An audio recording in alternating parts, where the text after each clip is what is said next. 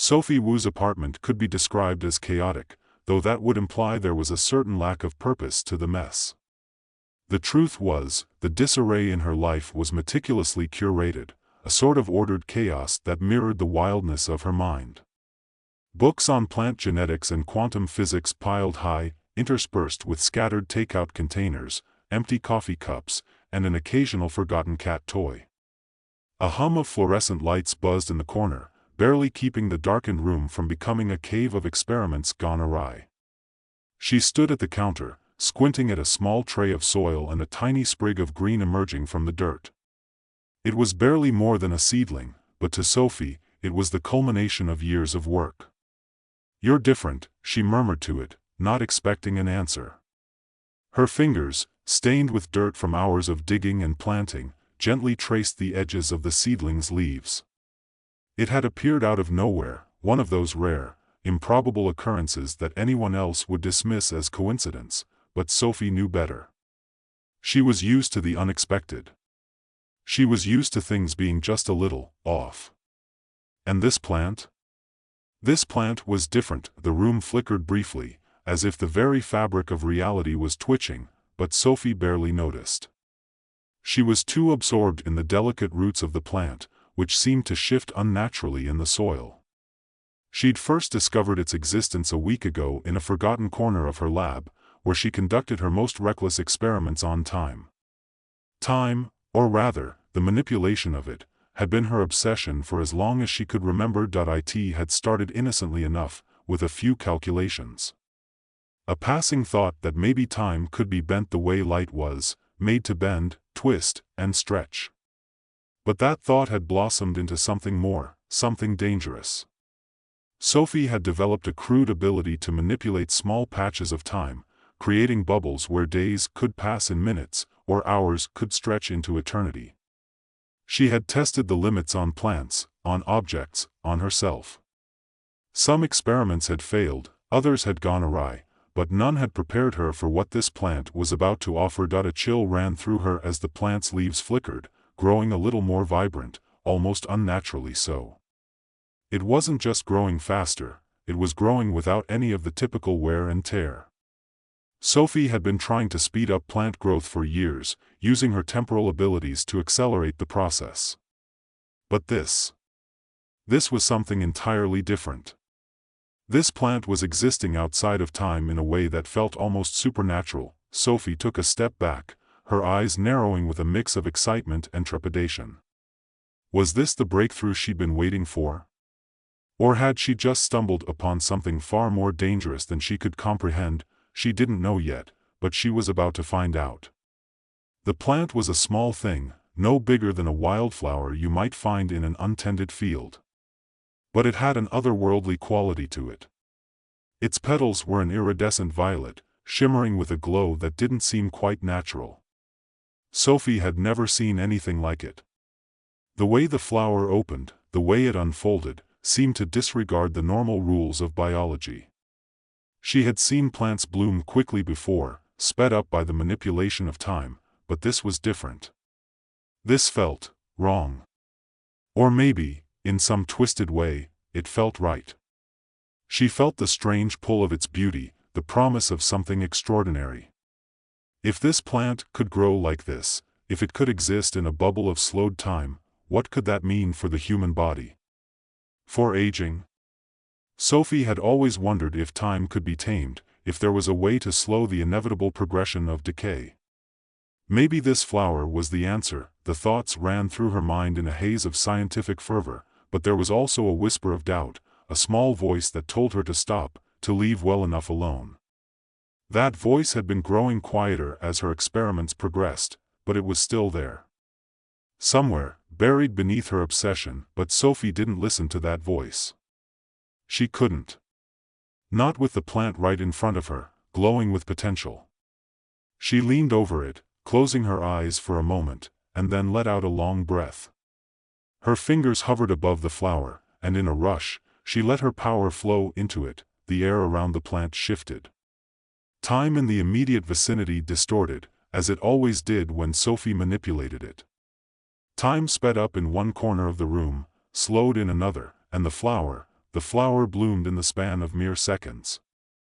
Its petals unfurled, glowing brighter with each passing moment, and Sophie's heart skipped a beat. She watched, transfixed, as the flower began to pulse, like it was breathing, as though it were alive in a way that no other plant had ever been, and then, just as quickly as it had begun, the distortion stopped. The flower's glow faded. But Sophie wasn't done yet. She leaned in, carefully examining the plant's newfound vibrancy. It looked untouched, unspoiled by time. No wilting, no decay. But when Sophie touched the stem, a shiver ran through her. The plant was too perfect. Too alive. Her mind raced. She had read about plants that reacted to changes in time, plants that could survive in time-distorted environments. But nothing had ever been this tangible. This real. The possibilities were endless, and Sophie knew, deep down, that she was on the verge of something big. Something that could change everything. But then, as if on cue, the plant began to twitch, just slightly. It wasn't the movement of a healthy organism, not the natural reaction of growth. It was as if the flower was aware of its surroundings. Aware of Sophie. Sophie pulled her hand back. The flower froze. She stepped back, her breath quickening. "What are you?" she whispered. In that moment, Sophie had no idea what she was dealing with. She had created a small pocket of time, a bubble, to make this plant grow faster. But what she didn't realize was that the plant wasn't just affected by time. It was manipulating it. It was feeding on the very thing Sophie had spent years trying to control. Sophie felt her heart racing, not out of fear, but excitement. This was a discovery. A real discovery. She had found something the world hadn't seen before. She could feel it in her bones. This flower could do more than just grow. It could do something far greater. Something that might change the way people lived. But with that excitement, came an overwhelming sense of dread. She couldn't deny it anymore. Sophie had touched something that wasn't meant to be touched. Something that might, one day, come with a cost. The next day, Sophie returned to her lab with a new sense of purpose. She was no longer simply testing a hypothesis. She was on the verge of something monumental. The air in the room was thick with anticipation as she set up her next experiment. She wasn't just going to study the plant. She was going to see how far it could go, how much she could push its influence. Sophie had learned how to create small time distortions before, but this was different. The flower had shown her what was possible, but she had no idea what else it could do. She placed the flower on a separate table in the lab, surrounded by other plants she had been experimenting with. These plants were also part of her research into time manipulation, but none of them had shown anything close to the power the eternal bloom seemed to wield. Sophie paused for a moment, watching the flower. It was still. Silent. Almost, waiting. "What do you want from me?" she whispered to the plant, but the flower didn't answer. Of course, it didn't. Flowers don't answer. They don't think. They don't plot. But this one was different. This one was alive in ways she didn't understand. Sophie took a deep breath and raised her hand again. The air shifted, the world around her bending once more as she focused her abilities. The bubble of time began to form again, wrapping itself around the flower. Time stretched, distorted, slowed, and the flower grew. It grew like nothing Sophie had ever seen, and with each moment that passed, she felt herself growing closer to something she couldn't control. Something that would change her life forever. The flower continued to pulse in rhythm with the distortions in time. Sophie held her breath, watching it grow, its petals expanding in a burst of color that shouldn't have been possible. It wasn't natural, it was too perfect, too deliberate. She felt her fingers tremble as they hovered above the flower, as if her touch could trigger something irreversible. She couldn't tear her eyes away from it, and for a moment, time felt suspended around her. The sound of her own heartbeat was louder than anything else in the room, a soft, staccato rhythm that seemed to echo in the thick air. Every second stretched longer, the outside world growing distant as she immersed herself in the flow of energy surrounding the plant, and then, without warning, the flower began to flicker, as if time itself was short-circuiting. The glow dimmed and brightened in random flashes, its petals fluttering in rapid succession, as though it were trying to decide whether to bloom or wilt. Sophie stepped back, her heart skipping a beat. Her hand had been so close, so dangerously close to triggering something beyond her control. Her head spun as the time anomaly intensified. The room seemed to bend and twist, pulling her into its core. She could feel the edges of reality slipping away, the outside world becoming distorted, like a blurry memory she couldn't quite recall. She fought to stay grounded, her mind racing as the flower pulsed faster, now blooming in a burst of electric light that seemed to warp the very air around it. What had she done? Sophie had crossed a line she couldn't come back from. This wasn't simply an experiment anymore, this was something alive, something that had grown beyond the simple rules she had set in place. The flower, it was no longer just a part of her research. It had become a force unto itself, and she had no idea how much control she still had. The hum in the air grew louder, filling her ears. The distortion was beginning to affect her surroundings. The plants in the room began to grow in unnatural ways, spiraling upward, their leaves flickering as if their lives were being fast-forwarded. In a corner, the cat curled up in its bed seemed to age in front of her eyes. The fur along its back began to gray, and its once bright eyes dulled. Sophie reached out in alarm, but the time distortion was too powerful. She could feel the pull of the flower's influence spreading further into the room, into the very fabric of reality. Her pulse quickened. No. No, this isn't supposed to happen. She needed to stop it. She needed to figure out how to reverse the effects before it was too late. But how?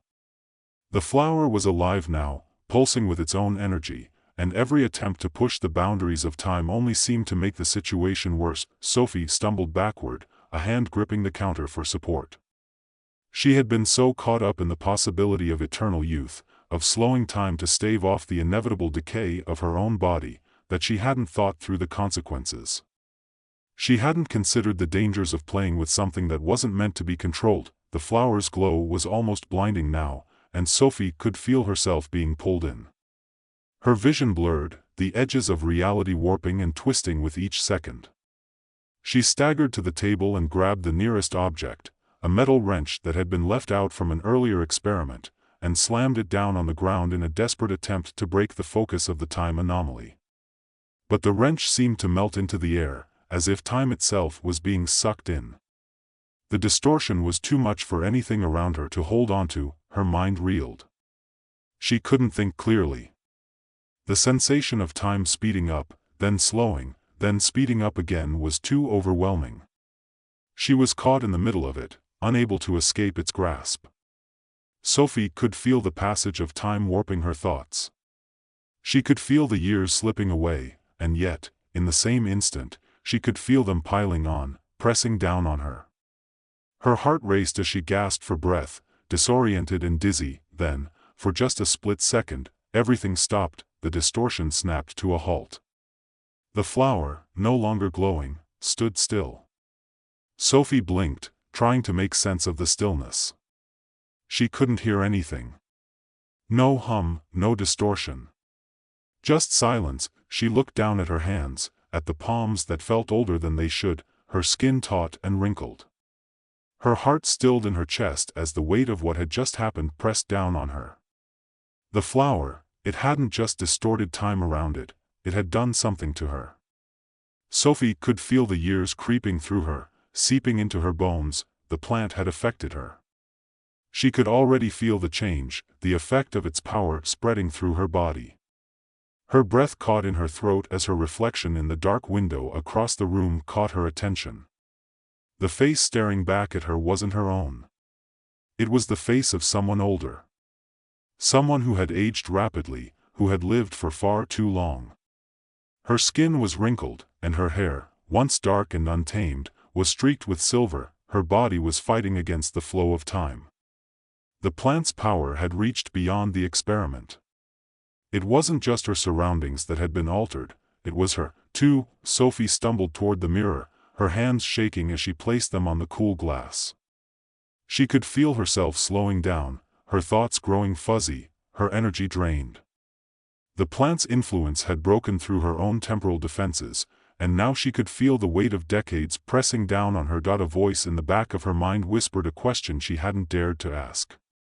Was the plant delaying her aging, or was it speeding it up? Was it allowing her to live longer, or was it making her live longer than she was supposed to?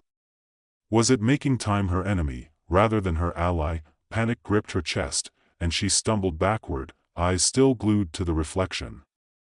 It was as if the plant had reached into her very soul, and now she could see the toll it had taken on her, years that had not passed, but had been crammed into a fraction of a moment. She had to stop it. She had to destroy the plant before it took everything from her. But how? Sophie turned back to the flower, which now seemed strangely inert, no longer pulsing with that strange, unnatural energy. It looked like any other flower, delicate and beautiful in the soft, muted light of the room. But she knew better. She had seen what it was capable of. She had seen its power. And she knew that if she didn't destroy it, if she didn't find a way to reverse the damage, it would continue to warp the world around her. She reached out, her fingers trembling, and touched the stem. The sensation was immediate. A jolt of energy coursed through her body, sending a wave of dizziness through her mind. She gasped, feeling the years pressing against her skin, rushing through her veins. She had been so focused on the flower's potential that she hadn't realized how dangerous it could be. With a cry of frustration, Sophie pulled away from the plant, staggering backward. Her mind raced, but her body was growing weaker. Time itself was slipping away from her grasp. The flower was too powerful. She couldn't control it. She couldn't stop it. "Help me," she whispered, though she knew there was no one who could. The flower had already taken too much. And she had let it. The room seemed to close in on her, the walls growing smaller, tighter. She could feel herself becoming disconnected from everything she knew. The world outside, the people she loved, the work she had dedicated her life to, it all seemed so distant now. She couldn't focus. She couldn't think, and yet, in that haze of confusion, one thing became painfully clear: the eternal bloom was more than just a plant. It was a force of nature, a force that could not be contained. Sophie had brought it into her life, and now she would have to live with the consequences. Time was not just something to be controlled. It was something to be feared. Sophie's breath was shallow as she stumbled away from the flower, her vision flickering between clarity and fog. The walls of her apartment, which had once been a sanctuary of scientific obsession, now felt like the confines of a tomb, each corner closing in on her. She could feel time slipping through her fingers, the same way sand trickled away from an hourglass, always moving, always unstoppable. But here, in this room, time wasn't behaving the way it was supposed to. It was a distorted, malleable thing, something she could touch, mold, and stretch. Or at least, she thought she could, but now she wasn't sure. Her body felt wrong. It was as if every cell was screaming in protest, as if she were being pulled in two directions at once.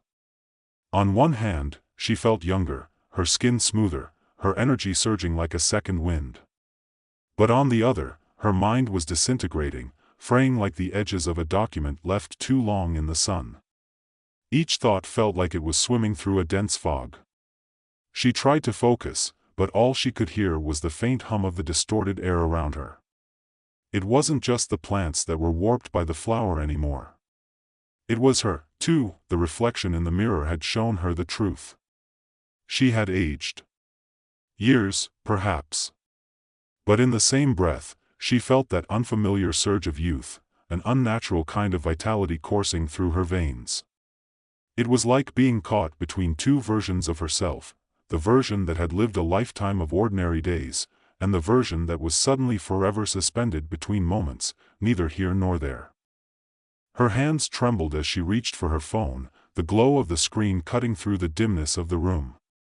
She fumbled, nearly dropping it before she managed to bring up Dr. Harold Tate's number. The old mentor she had grown close to over the years, the one who had always warned her about the dangers of tampering with time. The phone rang once, twice, 3 times. "Come on, Harold," she muttered under her breath. She could feel herself starting to spiral. If anyone could understand what was happening to her, it was him. He'd studied time dilation, temporal anomalies, and paradoxes for years. He was the one who had first introduced her to the idea of manipulating time, and now, it seemed, it was his warning she should have heeded all along. On the 4th ring, the phone clicked. "Sophie? Is this a joke? You're supposed to be at the university by now. You have a meeting in." Dr. Tate's voice crackled through the speaker, and Sophie could hear the annoyance in his tone. But it was quickly replaced by something else, a faint hesitation. "Harold," Sophie rasped, her voice shaking. "I've done something. Something I can't control. I need your help." There was a pause on the other end, followed by the sound of a chair scraping across a wooden floor. Then, the voice of Dr. Tate, calm but laced with concern, cut through the silence. "What's happened? What have you done, Sophie?" She closed her eyes, her mind reeling, but she forced herself to speak. "I found a plant. It changes time. It grows faster. Slows things down. And I used it. On myself." She felt a bitter laugh catch in her throat. "I thought I could fix everything, you know. The aging, the time slipping away. But now, I can't tell what's real anymore. It's like I'm caught in between. Sometimes, I feel younger than I've ever been. Other times, it's like I'm watching myself get older, faster than I can handle." Dr. Tate's voice softened, though the seriousness behind it remained unchanged. "Sophie, you've done something dangerous. You know how time is. You can't just twist it and expect no consequences." Sophie's grip on the phone tightened. "I didn't know it could be like this. I thought I was controlling it, but I can't. I've already started to change. I need to stop it. But I can't get rid of it. I don't know how." "Listen to me," Dr. Tate said, his voice a little more firm now. "If you've managed to tap into something this potent, you need to shut it down. Don't touch it again. Don't feed it your power. Time is unforgiving, Sophie. Once you start messing with it, there's no going back. It will break you. All of you." Sophie swallowed hard, her throat constricting. "I can't just shut it off. I don't know how." "You have to, Sophie. Now." His voice, sharp and urgent, sent a chill down her spine. He was right. She had let her obsession take hold of her. In her pursuit of eternal youth, she had unwittingly let the flower warp the very essence of time, and now, the consequences were suffocating her. She didn't know how to reverse it, but she knew she had to act. Sophie hung up the phone before Dr. Tate could say more. She wasn't sure what she was doing anymore, or if she could fix it. But she couldn't stay here, paralyzed by indecision. She had to try. The flower sat in the center of the room, still and quiet now, like a fragile relic of a forgotten time. Sophie could feel the weight of its power pressing down on her, like a constant pull, a gravitational force that she couldn't escape. She wasn't sure how much longer she could hold on before it consumed her completely. Sophie moved toward it, her steps slow, deliberate, as if each one carried the weight of 1,000 regrets. She needed to destroy it. The flower's influence had spread beyond the walls of her lab. She could feel it in her bones, in her mind. The edges of reality were fading. Time was a shattered thing, slipping through her fingers no matter how tightly she tried to hold it. Her fingers hovered over the flower's delicate petals, which still seemed to pulse with some kind of life. The moment she touched it, she felt the familiar jolt of power surge through her, only this time, it didn't feel like control. It felt like a warning, an electrical shock that stung, a harsh reminder that she wasn't in charge here. Her pulse quickened as the room around her flickered. She could see flashes of herself in different moments, in different ages. the time distortion was expanding again. It was too late. It had already begun to unweave her reality. Sophie's breath caught in her throat as she realized what she had to do. With a cry, she grabbed the nearest object she could find, a large metal wrench that had once been used in an old, forgotten experiment, and slammed it into the base of the flower. The impact reverberated through the air. The flower didn't react the way she expected. It didn't wilt. It didn't break. Instead, a pulse of energy shot from the flower, sending a shockwave through the room. Sophie fell backward, her head spinning. She could hear the crackling hum of the distorted air as the flower's power fought against her. She had thought she could destroy it, but the flower had its own will, its own intentions. It wasn't something she could just erase with force. As her vision blurred, Sophie realized that there was only one way to stop this, to stop herself. To sever the connection between her and the flower once and for all. But doing that meant sacrificing her own power, and her ability to control time. Sophie took a deep breath, and with the last of her strength, she willed herself to release the energy. It was a difficult choice, a painful one. Her mind screamed in protest, but her body, drained of all energy, seemed to understand. She could feel the temporal field around her dissolve, the distortion pulling away from her like a thread unraveling. The flower flickered one last time, and then, with a final burst of light, the room returned to normal, the humming stopped, the world settled, and Sophie was left standing in the stillness of the moment, her mind clear for the first time in what felt like forever. She didn't know how long she stood there. But she knew one thing: she had made the choice. She had let go of the power, given up her control over time. The cost had been high, but she was free. The flower had been destroyed, and with it, the grip that had held her for so long. Sophie took a long, steadying breath. Time, she realized, was never meant to be tamed. It was a force that could not be bent, only lived through. And now, for the first time in what felt like ages, she was finally ready to live.